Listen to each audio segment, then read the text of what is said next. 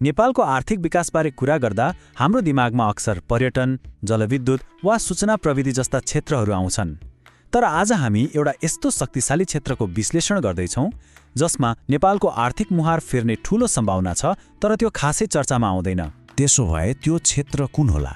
यस्तो क्षेत्र जसले धेरै रोजगारी सृजना गर्न सक्छ, देशको निर्यात बढाउन सक्छ र साना तथा मझौला उद्योगहरूलाई देशभरि फैलाउन मद्दत गर्छ। आजको हाम्रो विश्लेषण यही प्रश्नको जवाफमा केन्द्रित हुनेछ।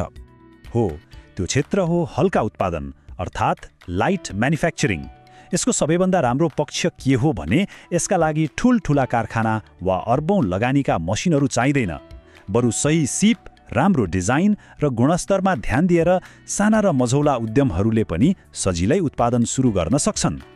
यही कारणले यो नेपालका लागि एकदमै यथार्थपरक र सम्भव बाटो हो।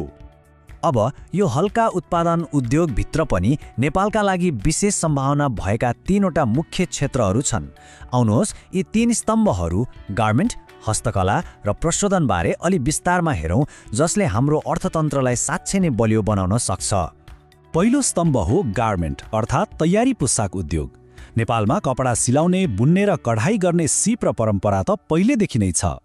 अबको चुनौती भनेको यही हाम्रो परम्परागत सिपलाई आधुनिक डिजाइन, गुणस्तर र विश्व बजारको मागसँग जोड्नु हो। गार्मेन्ट उद्योगलाई किन रोजगारी मैत्री भनिन्छ भन्ने कुरा पनि एकदमै स्पष्ट छ। कपडा काट्ने मान्छेदेखि लिएर सिलाउने, अन्तिम रूप दिने, गुणस्तर जाँच्ने, प्याकेजिङ गर्ने र बजारीकरण गर्नेसम्म यसको हरेक तहमा कामको अवसर सिर्जना हुन्छ। त्यसैले त यसले यति धेरै मानिसहरूलाई रोजगारी दिन सक्छ। एकछिन कल्पना गरौँ त, हामीले गुणस्तर र समयमै डेलिभरीमा ध्यान दिएर पदयात्राका लागि विशेष कपडाहरू वा विदेशी बजारका लागि युनिफर्महरू निर्यात गरिरहेका छौँ। यो सानो उदाहरणले नै यस क्षेत्रको विशाल सम्भावनालाई देखाउँछ। अब लागौँ दोस्रो स्तम्भ हस्तकलातर्फ।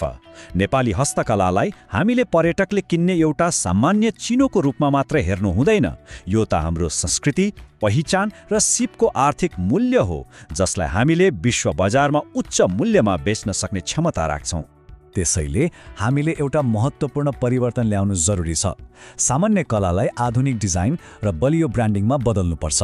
ढाकाको कपडा होस् वा धातुको मूर्ति, राम्रो प्याकेजिङ र त्यसको पछाडिको कथासहित प्रस्तुत गर्न सक्यो भने यसले स्थानीय बजारबाट विश्वव्यापी अनलाइन बजारमा सजिलै फड्को मार्न सक्छ। हो, यो एउटा सानो तर निकै शक्तिशाली विचार हो।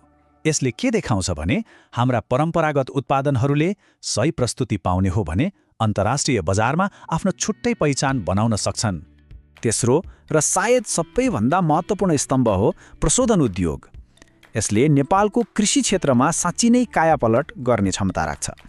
हामीले हाम्रा कृषि उत्पादनलाई कच्चा पदार्थको रूपमा सस्तोमा बेच्नुको सट्टा त्यसलाई प्रशोधन गरेर त्यसको मूल्य बढाउनुपर्छ। यो मूल्य अभिवृद्धिको यात्रा यस्तो हुन्छ। खेतबाट टिपेको ताजा चिया वा कफीलाई प्रशोधन, प्याकेजिङ र ब्रान्डिङ गरेर बेच्दा त्यसको मूल्य कयौँ गुणाले बढ्छ। यसले एकातिर किसानलाई राम्रो बजार दिन्छ भने अर्कोतिर देशले धेरै आम्दानी गर्न सक्छ। ओ, यही सोचले प्रशोधन उद्योगको शक्तिलाई देखाउँछ।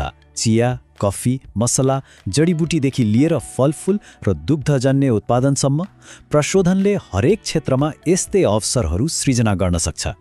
ल, हामीले सम्भावनाको कुरा त गर्यौँ, तर यी उद्योगहरूलाई सफल बनाउन वास्तवमा के कुरा आवश्यक पर्छ त? अब यसलाई वास्तविकतामा बदल्न चाहिने आधारभूत आवश्यकताहरू हेरौँ। यो सफलताको लागि एउटा चेकलिस्ट जस्तै हो। दक्ष जनशक्ति बनाउन सिप तालिम, निर्यातका लागि गुणस्तरको प्रमाणीकरण, उत्पादन लागत घटाउन भरपर्दो बिजुली, सजिलो ढुवानी र भन्सार प्रक्रिया, र हो साना उद्योगलाई सुरुवाती पुँजीका लागि ऋणमा पहुँच। यी सबै कुराहरू एकसाथ अगाडि बढ्नुपर्छ। अब हामी यो विश्लेषणको अन्त्यतिर आइपुगेका छौँ। हल्का उत्पादन उद्योगले नेपाललाई आखिर के दिन सक्छ त?